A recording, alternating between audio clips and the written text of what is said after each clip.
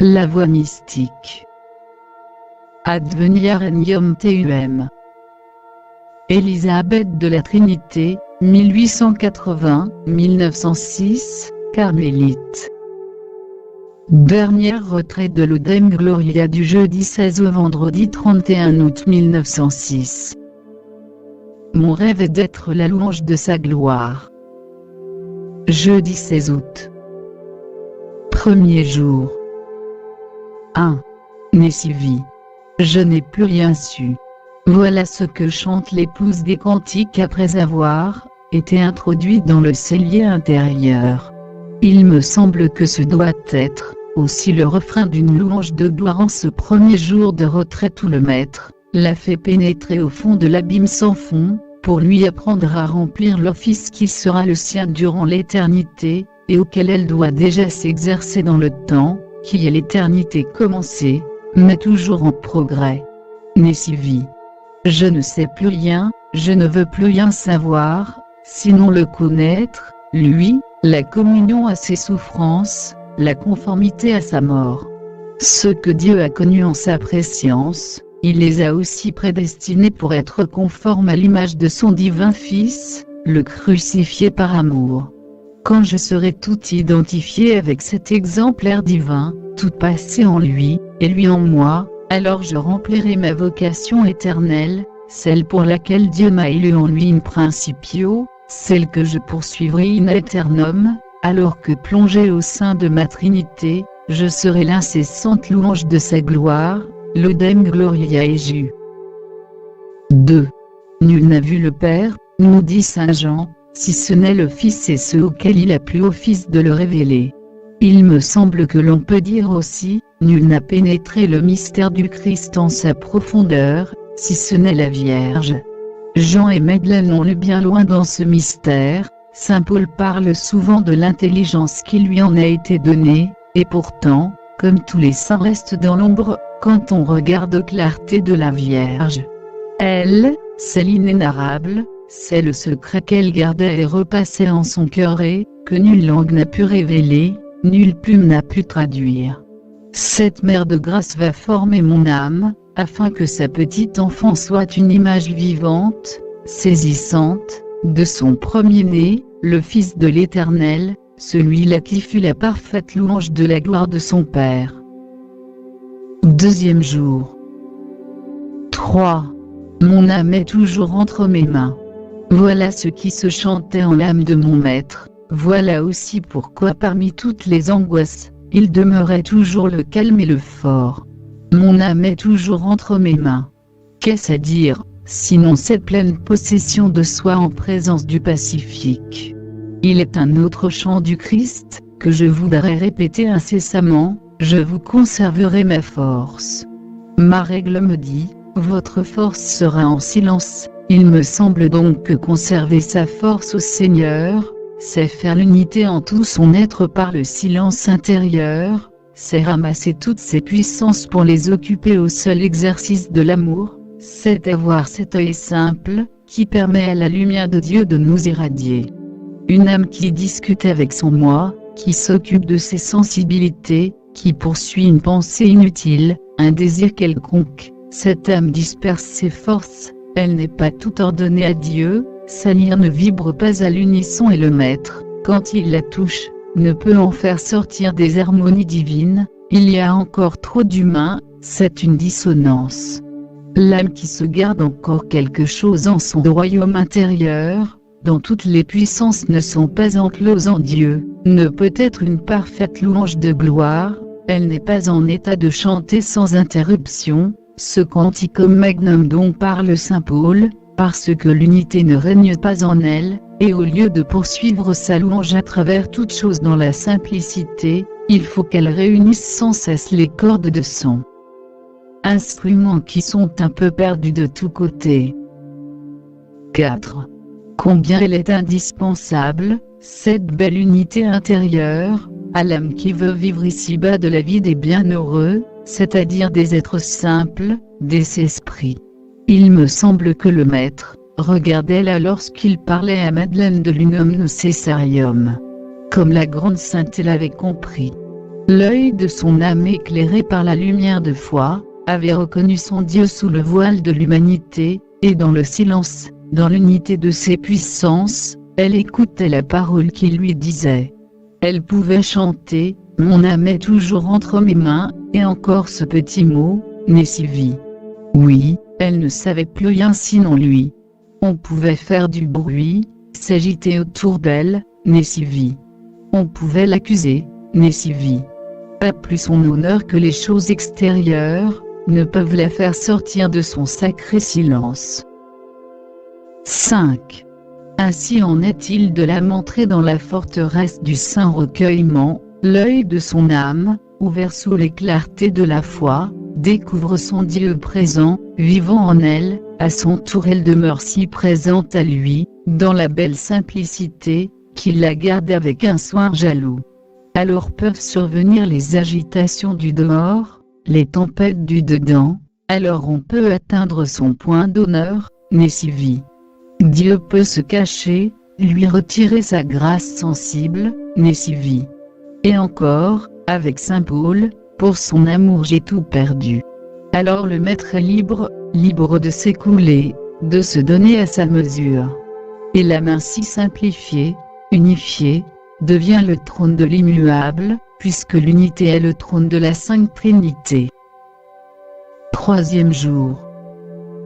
6. Nous avons été prédestinés par un décret de celui qui fait toutes choses selon le conseil de sa volonté, afin que nous soyons la louange de sa gloire. C'est saint Paul qui nous fait part de cette élection divine, saint Paul qui pénétra si loin le secret caché au cœur de Dieu dès les siècles. Il va maintenant nous donner la lumière sur cette vocation à laquelle nous sommes appelés. Dieu, dit-il, nous a élus en lui avant la création, pour que nous soyons immaculés et saints en sa présence, dans la charité. Si je rapproche ces deux exposés du plan divin et éternellement immuable, j'en conclus que pour remplir dignement mon office de Laudem Gloria, je dois me tenir à travers tout en présence de Dieu, plus que cela, l'apôtre nous dit in charitate, c'est-à-dire en Dieu, Deus charitae. Et c'est le contact de l'être divin, qui me rendra immaculée et sainte à ses yeux. 7. Je rapporte ceci à la belle vertu de simplicité dont un pieux auteur a écrit, elle donne à l'âme le repos de l'abîme, c'est-à-dire ce repos en Dieu, abîme insondable, prélude et écho de ce sabbat éternel dont parle saint Paul disant, pour nous qui avons cru, nous serons introduits en ce repos. Les glorifiés ont ce repos de l'abîme, parce qu'ils contemplent Dieu dans la simplicité de son essence. Ils le connaissent, dit encore saint Paul, comme ils sont connus de lui, c'est-à-dire par la vision intuitive, le regard simple, et c'est pourquoi, poursuit le grand saint, ils sont transformés de clarté en clarté, par la puissance de son esprit, dans sa propre image, alors ils sont une incessante louange de gloire à l'être divin, qui contemple en eux sa propre splendeur. 8. Il me semble que ce serait donner joie immense au cœur de Dieu, que de s'exercer dans le ciel de son âme à cette occupation des bienheureux, et d'adhérer à lui par cette contemplation simple, qui rapproche la créature de l'état d'innocence dans lequel Dieu l'avait créée avant la faute originelle, à son image et à sa ressemblance. Tel a été le rêve du Créateur, pouvoir se contempler en sa créature, y voir rayonner toutes ses perfections, toute sa beauté comme au travers d'un cristal pur et sans tache, et n'a-ce pas là une sorte d'extension de sa propre gloire. L'âme, par la simplicité du regard avec lequel elle fixe son divin objet, se trouve séparée de tout ce qui l'entoure, séparée aussi et surtout d'elle-même. Alors elle resplendit de cette science de la clarté de Dieu, dont parle l'apôtre, parce qu'elle permet à l'être divin de se refléter en elle, et tous ses attributs lui sont communiqués. En vérité, cette âme est la louange de gloire de tous ses dons, elle chante, à travers tout et parmi les actes les plus vulgaires, le canticum magnum, le canticum novum, et ce cantique fait tressaillir Dieu jusqu'en ses profondeurs. Ta lumière, peut-on lui dire avec Isaïe, se lèvera dans les ténèbres, et les ténèbres deviendront comme le plein midi. Le Seigneur te fera jouir d'un perpétuel repos, il inondera ton âme de ses splendeurs, il fortifiera tes os, tu seras comme un jardin que l'on arrose toujours, comme une fontaine dont les eaux ne tarissent jamais. Je t'élèverai au-dessus de ce qu'il y a de plus élevé en ce monde. 4e jour. 9. Hier Saint Paul, soulevant un peu le voile, me permettait de plonger mon regard en l'héritage des saints dans la lumière, afin que je voie quelle est leur occupation, et que j'essaie autant que possible de conformer ma vie à la leur, pour remplir mon office de Laudem Gloria. Aujourd'hui c'est Saint Jean, le disciple que Jésus aimait, qui va un peu m'entrouvrir les portes éternelles, pour que je puisse reposer mon âme en la Sainte Jérusalem, douce vision de paix. Et d'abord, me dit-il, il n'y a pas de lumière dans la ville, parce que la clarté de Dieu l'a illuminée et que l'agneau en est le flambeau. Si je veux que ma cité intérieure ait quelque conformité et ressemblance avec celle du roi des siècles immortels, et reçoive la grande illumination de Dieu, il faut que j'éteigne toute autre lumière et que, comme en la ville sainte, l'agneau en soit le seul flambeau. 10. Voici la foi, la belle lumière de foi, qui m'apparaît. C'est elle seule qui doit m'éclairer pour aller au-devant de l'époux.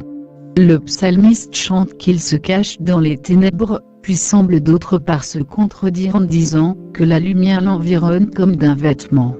Ce qui ressort pour moi de cette contradiction apparente, c'est que je dois me plonger dans la ténèbre sacrée en faisant la nuit et le vide dans toutes mes puissances, alors je rencontrerai mon Maître, et la lumière qui l'environne, comme d'un vêtement m'enveloppera aussi, car il veut que l'épouse soit lumineuse de sa lumière, de sa seule lumière, ayant la clarté de Dieu.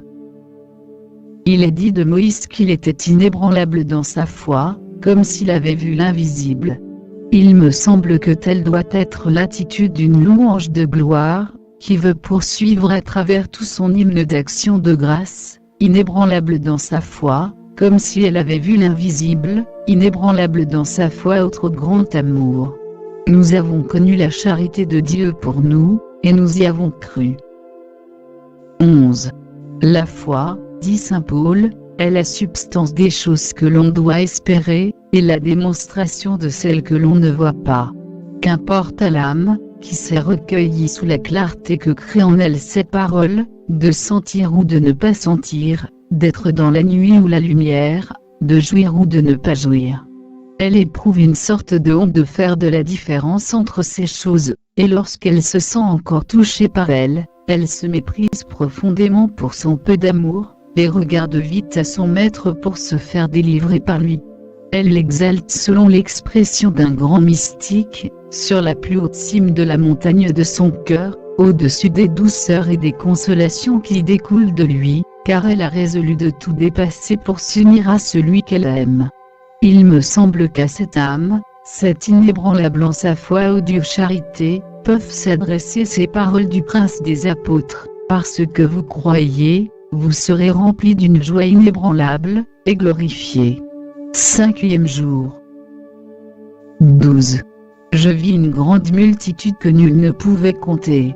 Ce sont ceux qui viennent de la grande tribulation, et qui ont lavé et blanchi leurs robes dans le sang de l'agneau. C'est pourquoi ils sont devant le trône de Dieu, et ils le servent nuit et jour dans son temple, et celui qui est assis sur le trône habitera sur eux. Ils n'auront plus désormais ni faim ni soif, et le soleil ne tombera pas sur eux, ni aucune ardeur. Parce que l'agneau sera leur pasteur, et il les conduira aux fontaines des eaux de la vie, et Dieu essuiera toute larme de leurs yeux.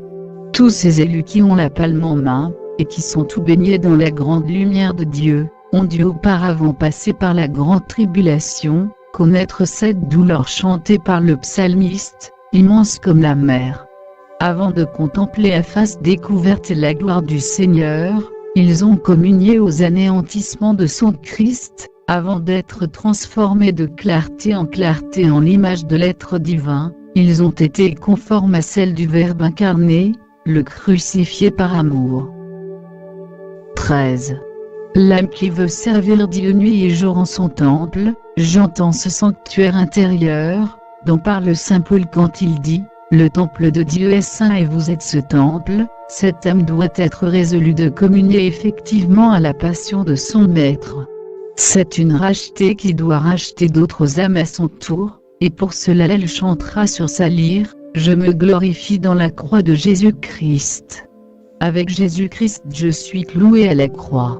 Et encore, je souffre en mon corps ce qui manque à la passion du Christ, pour son corps qui est l'Église.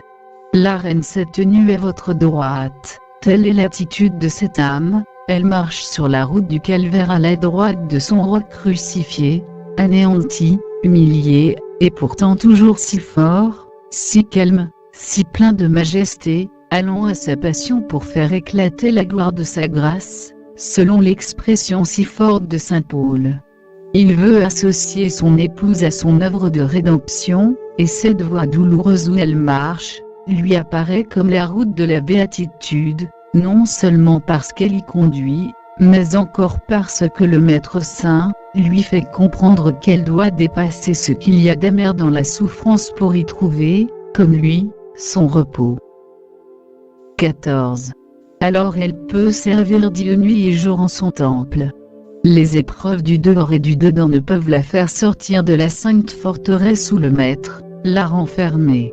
Elle n'a plus ni faim ni soif, car malgré son désir consumant de la béatitude, elle trouve son rassasiement en cette nourriture qui fut celle de son Maître, la volonté du Père.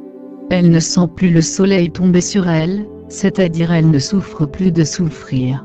Alors l'agneau peut la conduire aux sources de la vie, là où il veut, comme il l'entend, car elle ne regarde pas les sentiers par lesquels elle passe, elle fixe simplement le pasteur qui la conduit.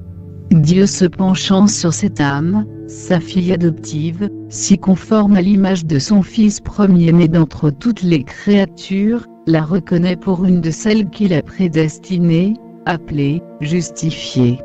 Et il tressaille en ses entrailles de père en pensant à consommer son œuvre, c'est-à-dire à la glorifier en la transférant en son royaume, pour y chanter dans les siècles sans fin, la louange de sa gloire. 6e jour. 15. Et je vis, et voilà l'agneau debout sur la montagne de Sion, et avec lui 144 000, qui avaient son nom et le nom de son Père écrit sur leur front. Et j'entendis une voix, comme la voix des grandes eaux, et comme la voix d'un grand tonnerre, et la voix que j'entendis était, comme de plusieurs joueurs de harpe, qui jouent sur leur harpe. Et ils chantaient comme un cantique nouveau devant le trône, et nul ne pouvait dire le cantique, sinon ces 144 000, car ils sont vierges. Ceux-là suivent l'agneau partout où il va. Il est des êtres qui dès ici-bas font partie de cette génération pure comme la lumière, ils portent déjà sur leur front, le nom de l'agneau et celui de son Père. Le nom de l'agneau, par leur ressemblance et conformité avec celui que saint Jean appelle le fidèle, le véritable et nous montre vêtu d'une robe teinte de sang, ces êtres-là sont aussi les fidèles, les vrais, et leur robe est teinte du sang de leur immolation continuelle. Le nom de son Père, parce qu'il rayonne en eux la beauté de ses perfections, tous ses attributs divins se reflétant dans ses âmes, et ils sont comme autant de cordes, qui vibrent et chantent le cantique nouveau. Elles suivent aussi l'agneau partout où il va, non seulement dans les routes larges et faciles à parcourir, mais dans les sentiers épineux, parmi les ronces du chemin. C'est que ces âmes-là sont vierges, c'est-à-dire libres, séparées, dépouillées, libres de tout sauf de leur amour, séparées de tout et surtout d'elles-mêmes, dépouillées de toute chose aussi bien dans l'ordre surnaturel que dans l'ordre naturel. 16. Quelle sortie de soi cela suppose, quelle mort, disons le mot avec saint Paul, quotidi morior. Le grand saint écrivait aux Colossiens, vous êtes morts, et votre vie est cachée en Dieu avec Jésus-Christ. Voilà la condition, il faut être mort. Sans cela on peut être caché en Dieu à certaines heures, mais on ne vit pas habituellement en cet être divin, parce que toutes les sensibilités, recherches personnelles et le reste, viennent en faire sortir. L'âme qui fixe son maître avec cet œil simple, qui rend tout le corps lumineux, et gardé du fond d'iniquité, qui est en elle et dont se plaignait le prophète. Le Seigneur l'a fait entrer en ce lieu spacieux, qui n'est autre que lui-même, là tout est pur, tout est saint. Ô bienheureuse mort en Dieu! Ô suave et douce perte de soi en l'être aimé, qui permet à la créature de s'écrier « Je vis, non plus moi, mais c'est le Christ qui vit en moi, et ce que j'ai de vie en ce corps de mort, je l'ai en la foi du Fils de Dieu qui m'a aimé, et s'est livré pour moi. » 7e jour. 17. Coelienarant gloriam Dei. Voilà ce que racontent les cieux, la gloire de Dieu. Puisque mon âme est un ciel où je vis en attendant la Jérusalem céleste, il faut que ce ciel chante aussi la gloire de l'Éternel, rien que la gloire de l'Éternel. Le jour transmet au jour ce message. Toutes les lumières, toutes les communications de Dieu à mon âme, sont ce jour qui transmet le message de sa gloire au jour. Le décret de Javé pur, chante le psalmiste, il illumine le regard. Par conséquent, ma fidélité à correspondre à chacun de ses décrets, à chacune de ses ordonnances intérieures, me fait vivre dans sa lumière, elle aussi est un message qui transmet sa gloire. Mais voici la douce merveille, Jahve, qui te regarde resplendit. S'écrie le prophète. L'âme qui par la profondeur de son regard intérieur, contemple à travers tout son Dieu dans la simplicité qui la sépare de toute autre chose, cette âme est resplendissante, elle est un jour qui transmet au jour, le message de sa gloire. 18. La nuit l'annonce à la nuit. Voici qui est bien consolant. Mes impuissances, mes dégoûts, mes obscurités, mes fautes elles-mêmes, racontent la gloire de elle, éternelle. Mes souffrances de la moue du corps, raconte aussi la gloire de mon maître. David chantait, « Que rendrai-je au Seigneur pour tous les bienfaits que j'ai reçus de lui? Voici, je prendrai le calice du salut.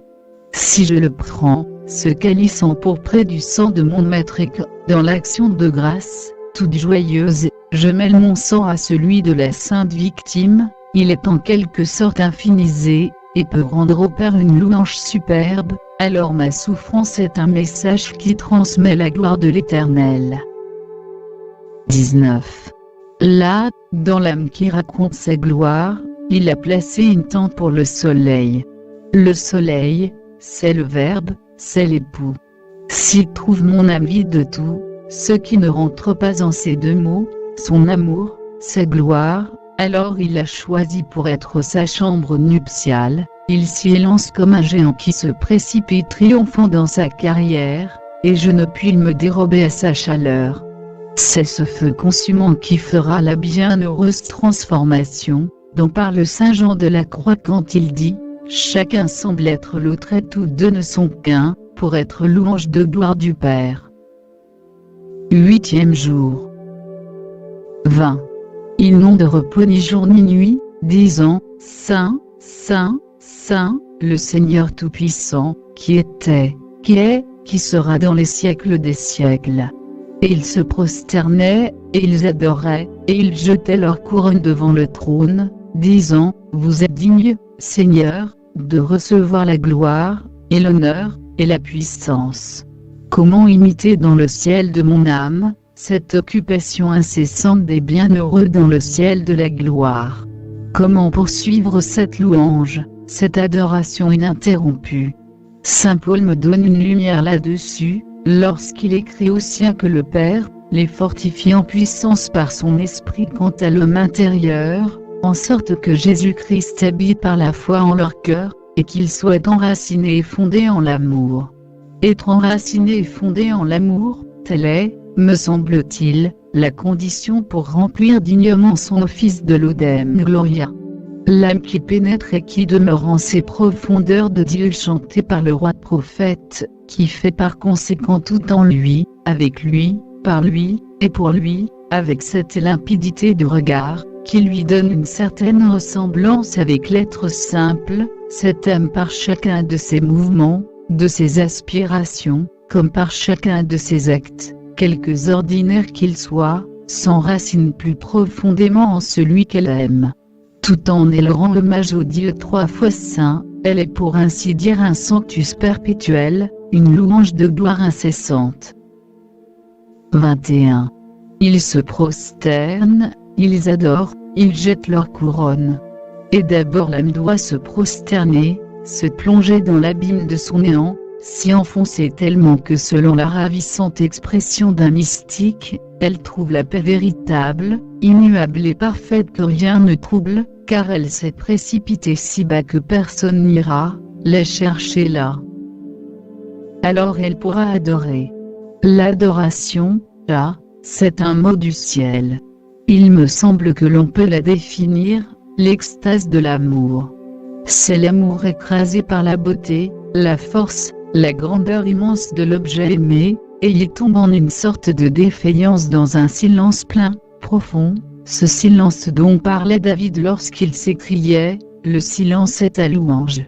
Oui, c'est la plus belle louange, puisque c'est celle qui se chante éternellement au sein de la tranquille Trinité, et c'est aussi le dernier effort de l'âme qui surabonde et ne peut plus dire. L'accordaire. Adorez le Seigneur, car il est saint, est-il dit dans un psaume. Et encore, on l'adorera toujours à cause de lui-même.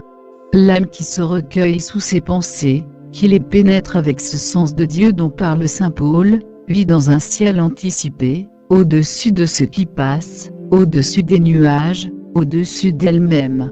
Elle sait que celui qu'elle adore, possède en lui tout bonheur et toute gloire et, jetant sa couronne en sa présence comme les bienheureux, elle se méprise, elle se perd de vue et trouve sa béatitude en celle de l'être adoré, parmi toute souffrance et douleur. Car elle s'est quittée, elle est passée en un autre.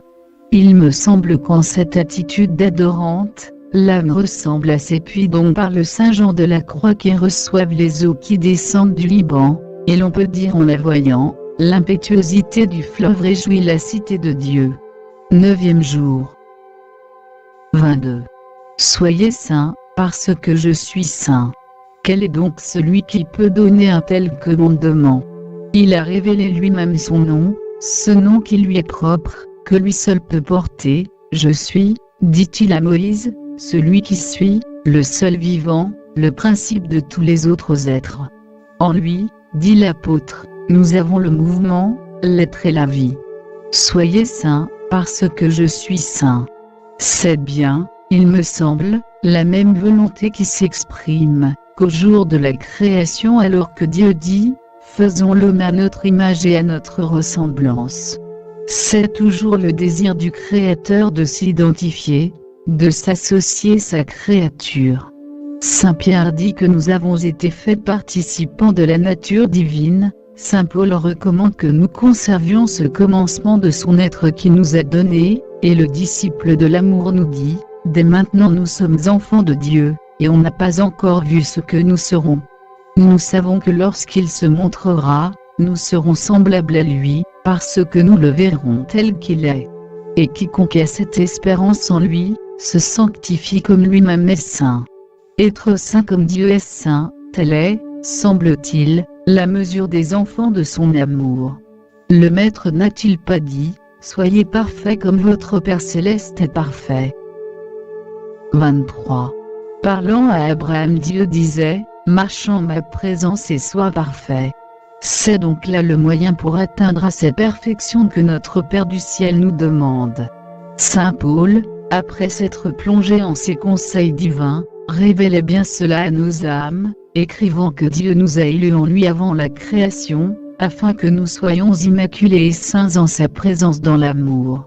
C'est encore à la lumière de ce même saint, que je vais m'éclairer afin de marcher, sans jamais connaître les détours, sur cette route magnifique de la présence de Dieu où l'âme chemine seule avec le seul, conduite par la force de sa droite, sous la protection de ses ailes, sans craindre les alarmes de la nuit, ni la flèche qui vole au milieu du jour, ni le mal qui se glisse dans les ténèbres, ni les assauts du démon de midi. 24. Dépouillez-vous du vieil homme selon lequel vous avez vécu dans votre première vie, me dit-il, et revêtez-vous de l'homme nouveau, qui a été créé selon Dieu, dans la justice et la sainteté. Voilà le chemin tracé, il ne s'agit que de se dépouiller pour le parcourir comme Dieu l'entend. Se dépouiller, mourir à soi, se perdre de vue, il me semble que c'est là que le Maître regardait lorsqu'il disait « Si quelqu'un veut venir après moi, qu'il prenne sa croix et se renonce.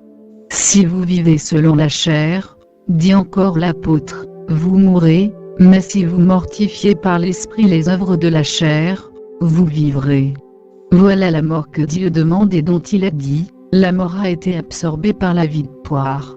Ô mort, dit le Seigneur, je serai ta mort, c'est-à-dire, ô âme, ma fille adoptive, regarde-moi et tu te perdras de vue, écoule-toi tout entière en mon être, viens mourir en moi, pour que je vive en toi. 10e jour. 25. Soyez parfaits comme votre Père Céleste est parfait. Lorsque mon Maître me fait entendre cette parole au fond de l'âme, il me semble qu'il me demande de vivre, comme le Père dans un éternel présent, sans avant, sans après, mais tout entière en l'unité de mon être en ce maintenant éternel. Quel est-il, ce présent? Voici David qui me répond, on l'adorera toujours à cause de lui-même. Voilà le présent éternel dans lequel l'Odem Gloria doit être fixée. Mais pour qu'elle soit vraie en cette attitude d'adoration, pour qu'elle puisse chanter « J'éveille l'aurore », il faut qu'elle puisse dire aussi avec saint Paul, pour son amour, j'ai tout perdu, c'est-à-dire, à cause de lui, pour l'adorer toujours, je me suis isolé, séparé, dépouillé de moi-même et de toute chose, tant à l'égard du naturel que dans l'ordre surnaturel vis-à-vis des dons de Dieu. Car une âme qui n'est pas ainsi détruite et délivrée d'elle-même sera forcément à certaines heures banale et naturelle, et cela n'est pas digne d'une fille de Dieu, d'une épouse du Christ, d'un temple de l'Esprit Saint. Pour se prémunir contre cette vie naturelle, il faut que l'âme soit tout éveillée en sa foi, avec ce beau regard tendu vers le Maître. Alors elle marchera, comme chantait le roi prophète, en la droiture de son cœur, dans l'intérieur de sa maison. Alors elle adorera toujours son Dieu à cause de lui-même et vivra, à son image, dans cet éternel présent où il vit. 26. Soyez parfaits comme votre Père Céleste est parfait. Dieu, dit saint Denis, est le grand solitaire. Mon Maître me demande d'imiter sa perfection, de lui rendre hommage en étant une grande solitaire. L'être divin vit dans une éternelle, une immense solitude, il n'en sort jamais, tout en s'intéressant aux besoins de ses créatures, car il ne sort jamais de lui-même, et cette solitude n'est autre que sa divinité. Pour que rien ne me sorte de ce beau silence du dedans, toujours même condition, même isolement, même séparation, même dépouillement. Si mes désirs, mes craintes, mes joies ou mes douleurs, si tous les mouvements provenant de ces quatre passions, ne sont pas parfaitement ordonnés à Dieu, je ne serai pas solitaire, il y aura du bruit en moi, il faut donc l'apaisement, le sommeil des puissances, l'unité de l'être. Écoute, ma fille, prête l'oreille, oublie ton peuple et la maison de ton père, et le roi sera épris de ta beauté. Il me semble que cet appel est une invitation au silence. Écoute, prête l'oreille. Mais pour entendre, il faut oublier la maison de son père, c'est-à-dire tout ce qui tient à la vie naturelle, cette vie dont veut parler l'apôtre quand il dit « Si vous vivez selon la chair, vous mourrez ». Oublier son peuple, c'est plus difficile, il me semble, car ce peuple, c'est tout ce monde qui fait pour ainsi dire partie de nous-mêmes, c'est la sensibilité, les souvenirs, les impressions, etc., le moi en un mot. Il faut l'oublier, le quitter, et quand l'âme a fait cette rupture, quand elle est libre de tout cela, le roi est épris de sa beauté. Car la beauté c'est l'unité, du moins c'est celle de Dieu. 11e jour. Suite. 27. Le Seigneur m'a fait entrer dans un lieu spacieux, il a eu de la bonne volonté pour moi. Le Créateur, en voyant le beau silence qui règne en sa créature, en la considérant toute recueillie en sa solitude intérieure, était pris de sa beauté. Il la fait passer en cette solitude immense, infinie, en ce lieu spacieux chanté par le prophète, et qui n'est autre que lui-même. J'entrerai dans les profondeurs de la puissance de Dieu. Parlant par son prophète, le Seigneur a dit, je la conduirai dans la solitude, et je lui parlerai au cœur. La voici, cette âme, entrée en cette vaste solitude où Dieu va se faire entendre. Sa parole, dit saint Paul, est vivante et efficace, et plus pénétrante qu'aucun glaive à deux tranchants. Elle atteint jusqu'à la division de l'âme et de l'esprit, jusque dans les jointures et dans les moelles. C'est donc elle directement, qui achèvera le travail du dépouillement dans l'âme, car elle a ceci de propre et de particulier, c'est qu'elle opère et qu'elle crée ce qu'elle fait entendre, pourvu toutefois que l'âme consente à se laisser faire. 28. Mais ce n'est pas tout de l'entendre, cette parole, il faut la garder. Et c'est en la gardant que l'âme sera sanctifiée dans la vérité, et c'est là le désir du Maître, sanctifiez-les dans la vérité, votre parole est vérité. À celui qui garde sa parole, n'a-t-il pas fait cette promesse, mon Père l'aimera, et nous viendrons à lui et nous ferons en lui notre demeure. C'est toute la Trinité qui habite dans l'âme qui l'aime en vérité, c'est-à-dire en gardant sa parole. Et lorsque cette âme a compris sa richesse, toutes les joies naturelles ou surnaturelles, qui peuvent lui venir de la part des créatures ou de la part même de Dieu, ne font que l'inviter à rentrer en elle-même pour jouir du bien substantiel qu'elle possède, et qui n'est autre que Dieu lui-même. Et elle a ainsi, dit saint Jean de la Croix, une certaine ressemblance avec l'être divin. Soyez parfaits comme votre Père céleste est parfait. Saint Paul me dit qu'il opère toutes choses selon le conseil de sa volonté, et mon Maître me demande encore de lui rendre hommage en cela, faire toutes choses d'après le conseil de sa volonté.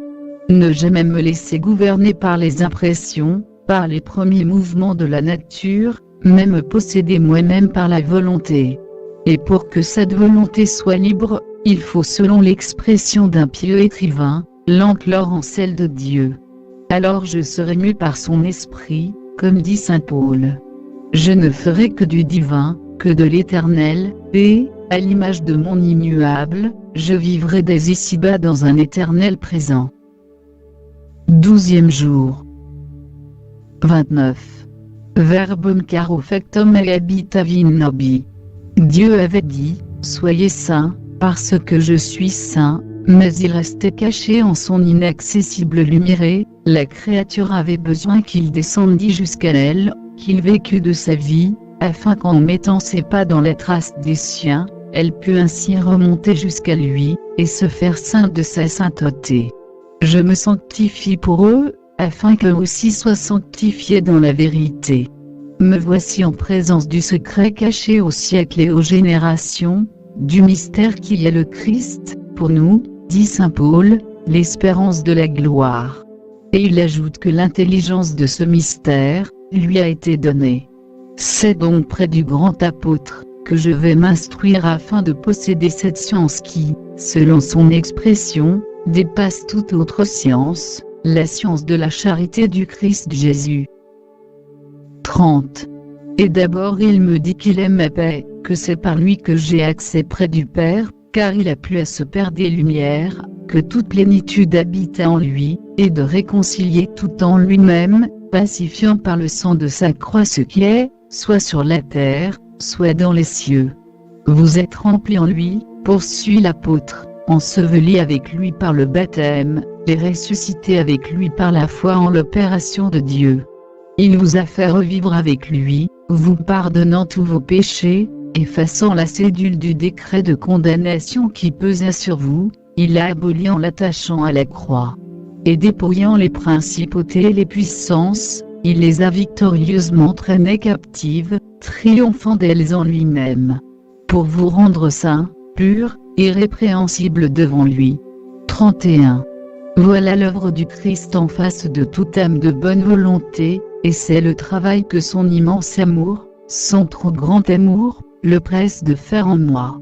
Il veut être ma paix afin que rien ne puisse me distraire, ou me faire sortir de la forteresse inexpugnable du saint recueillement.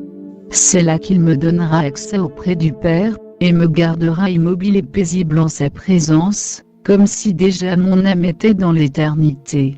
C'est par le sang de sa croix qu'il pacifiera tout en mon petit ciel, pour qu'il soit vraiment le repos des trois. Il me remplira de lui, il m'ensevelira en lui, il me fera revivre avec lui, de sa vie, mi-vivre Christ tu es. Et si je tombe à tout instant, dans la foi toute confiante je me ferai relever par lui, et je sais qu'il me pardonnera, qu'il effacera tout avec un soin jaloux, plus que cela qu'il me dépouillera, qu'il me délivrera de toutes mes misères, de tout ce qui est obstacle à l'action divine, et qu'il entraînera toutes mes puissances, qu'il les fera ses captives, triomphant d'elles en lui-même. Alors je serai toute passée en lui, je pourrai dire, je ne vis plus.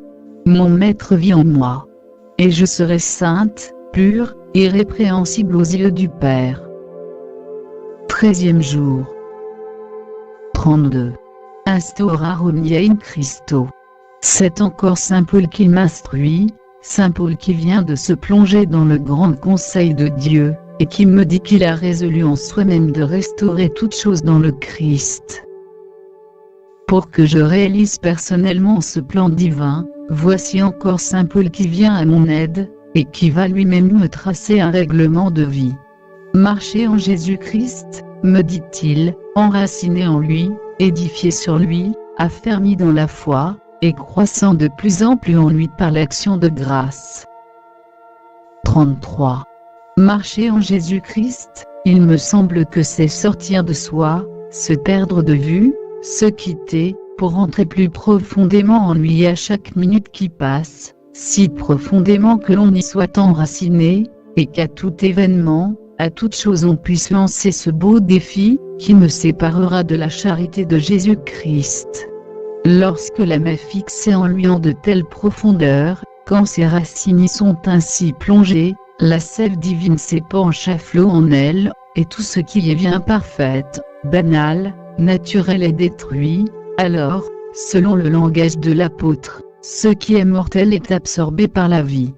L'âme ainsi dépouillée d'elle-même et revêtue de Jésus-Christ, n'a plus à craindre les contacts du dehors, ni les difficultés du dedans, car ces choses, loin de lui être un obstacle, ne font que l'enraciner plus profondément en l'amour de son Maître. À travers tout, envers et contre tout, elle est en état de l'adorer toujours à cause de lui-même. Car elle est libre, délivrée d'elle-même et de tout, elle peut chanter avec le psalmiste, qu'une armée m'assiège, je ne crains pas, qu'un combat surgisse, j'espère malgré tout, car Jahve me cache dans le secret de sa tente, et cette tente n'est autre que lui-même. Voilà, il me semble, ce que saint Paul entend quand il dit, être enraciné en Jésus-Christ. 34. Et maintenant qu'est-ce qu'être édifié sur lui? Le prophète chante encore, il m'a élevé sur un roc, alors ma tête se dresse au-dessus des ennemis qui m'entourent, il me semble que c'est bien la figure de l'âme édifiée sur Jésus-Christ. Il est ce rocher où elle est élevée au-dessus d'elle-même, des sens, de la nature, au-dessus des consolations des douleurs, au-dessus de ce qui n'est pas uniquement lui. Et là, en sa pleine possession, elle se domine, elle se dépasse elle-même, et dépasse aussi toutes choses. Maintenant saint Paul me recommande d'être affermi en la foi, en cette foi qui ne permet jamais à l'âme de sommeiller, mais qui la tient tout en éveil sous le regard du Maître, toute recueillie sous sa parole créatrice, en cette foi au trop grand amour, qui permet à Dieu, me dit saint Paul, de combler l'âme selon sa plénitude. 35. Enfin, il veut que je croisse en Jésus-Christ par l'action de grâce, c'est que c'est en elle que tout doit s'achever. Père, je vous rends grâce. Voilà ce qui se chantait en l'âme de mon Maître, et il veut en entendre l'écho en la mienne. Mais il me semble que le cantique nouveau, qui peut le plus charmer et captiver mon Dieu, est celui d'une âme dépouillée, délivrée d'elle-même, en laquelle il peut refléter tout ce qu'il est, et faire tout ce qu'il veut. Cette âme se tient sous sa touche comme une lyre, et tous ses dons sont comme autant de cordes, qui vibrent pour chanter de jour, et de nuit la louange de sa gloire. 14e jour. 36. Il me semble que tout est perte, depuis que je sais ce qu'est de transcendant la connaissance du Christ Jésus, mon Seigneur. Pour son amour j'ai tout perdu, tenant toutes choses pour du fumier, afin de gagner le Christ, afin d'être retrouvé en lui non, avec ma propre justice mais avec la justice qui vient de Dieu par la foi.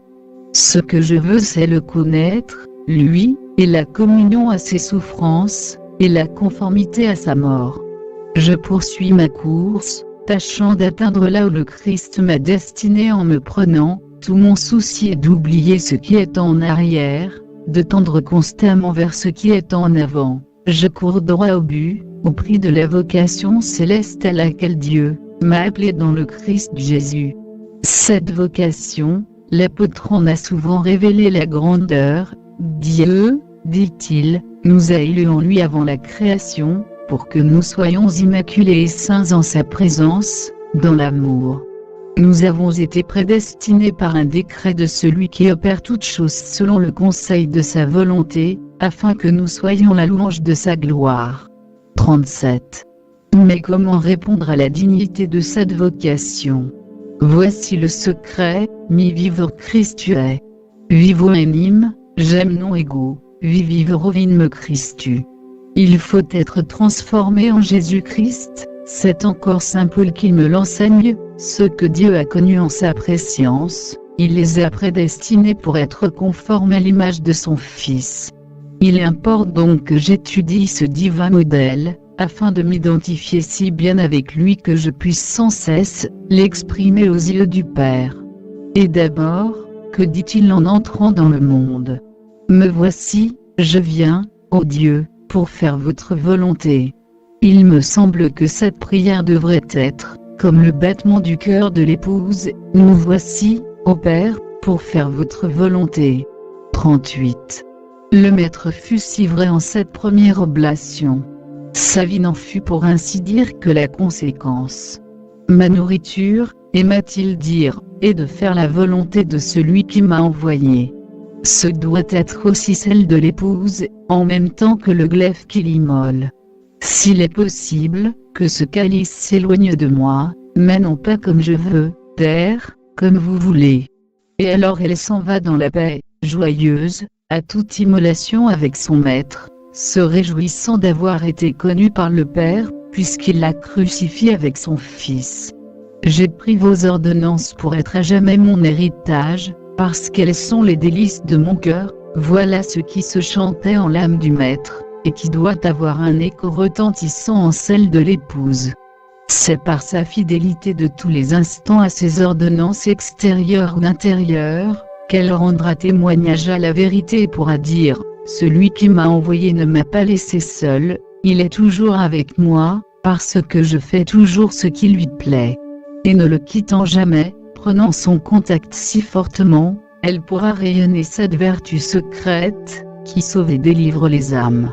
Dépouillée, affranchie d'elle-même et de tout, elle pourra suivre le Maître sur la montagne pour y faire avec lui, en son âme, une raison de Dieu. Puis, toujours par le divin adorant, celui-là qui fait la grande louange de la gloire du Père, elle offrira sans cesse une hostie de louange, c'est-à-dire le fruit des lèvres qui rendent gloire à son nom, Saint Paul. Et, comme chante le psalmiste, elle le louera dans l'expansion de sa puissance, selon l'immensité de sa grandeur. 39. Puis, quand viendra l'heure de l'humiliation, de l'anéantissement, elle se rappellera ce petit mot Jésus au tempes bas, et elle se taira, gardant, conservant toute sa force au Seigneur, cette force que l'on puise dans le silence. Alors quand viendra l'abandon, le délaissement, l'angoisse qui firent jeter au Christ ce grand cri, « Pourquoi m'avez-vous abandonné ?» Elle se souviendra de cette prière, qu'ils étendent la plénitude de ma joie, et buvant jusqu'à la lie le calice préparé par le Père, elle saura trouver en son amertume, une suavité divine. Enfin, après avoir dit bien souvent j'ai soif, soif de vous posséder dans la gloire, elle chantera, tout est consommé, je remets mon âme entre vos mains. Et le Père viendra la prendre pour la transférer en son héritage, ou dans la lumière, elle verra la lumière.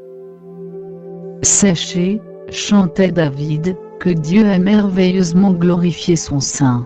Oui, le Saint de Dieu aura été glorifié en cette âme, parce qu'il y aura tout détruit, pour la revêtir de lui-même, et qu'elle aura pratiquement vécu la parole du précurseur, il faut qu'il croisse et que je diminue. 15e jour. 40. Après Jésus-Christ, sans doute à la distance qu'il y a de l'infini au fini, il est une créature qui fut aussi la grande louange de gloire de la Sainte Trinité.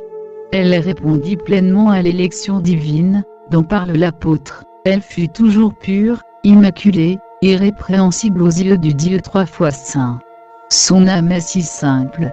Les mouvements en sont si profonds que l'on ne peut les surprendre. Elle semble reproduire sur la terre, cette vie qui est celle de l'être divin, l'être simple. Aussi elle est si transparente, si lumineuse qu'on la prendrait pour la lumière, pourtant elle n'est que le miroir du soleil de justice, speculum justitia. Point. La Vierge conservait ces choses en son cœur, toute son histoire peut se résumer en ces quelques mots. C'est en son cœur qu'elle vécut, et en une telle profondeur que le regard humain ne peut la suivre. Quand je lis en l'Évangile que Marie, parcourut en toute diligence les montagnes de Judée pour aller remplir son office de charité près de sa cousine Élisabeth, je la vois passer si belle, si calme, si majestueuse, si recueillie au-dedans avec le Verbe de Dieu. Comme lui sa prière fut toujours celle-ci, Ex, me voici. Qui? La servante du Seigneur, la dernière de ses créatures, elle, ses mères. Elle fut si vraie en son humilité, parce qu'elle fut toujours oublieuse, ignorante, délivrée d'elle-même. Aussi elle pouvait chanter, le Tout-Puissant a fait en moi de grandes choses, désormais les nations m'appelleront bienheureuse. 41. Cette reine des vierges est aussi reine des martyrs, mais c'est encore en son cœur que le glaive la transperça, car chez elle tout se passe au-dedans. Oh, qu'elle est belle à contempler durant son long martyre, si sereine, enveloppée dans une sorte de majesté, qui respire à la fois la force et la douceur. C'est qu'elle avait appris du Verbe, lui-même comment doivent souffrir ceux que le Père a choisis comme victimes, ceux qu'il a résolu d'associer aux grandes œuvres de la rédemption, ceux qu'il a connus et prédestinés pour être conformes à son Christ, crucifié par amour. Elle est là au pied de la croix, debout, dans la force et la vaillance, et voici mon maître qui me dit, Lex Matetua, il me la donne pour mère. Et maintenant qu'il est retourné au Père, qu'il m'a substitué à sa place sur la croix, afin que je souffre en mon corps ce qui manque à sa passion, pour son corps qui est l'Église, la Vierge est encore là pour m'apprendre à souffrir comme lui, pour me dire, pour me faire entendre ces derniers chants de son âme que nul autre qu'elle, sa mère, n'a pu surprendre. Quand j'aurai dit mon consummate c'est encore elle, Janua Coeli, qui m'introduira dans les parvis divins, me disant tout bas la mystérieuse parole, la latatus minicula dicta Saint-Mili, in domum domini bimu. 16e jour. 42. Comme la biche altérée soupire après les sources d'eau vive, ainsi mon âme soupire après toi, ô Dieu.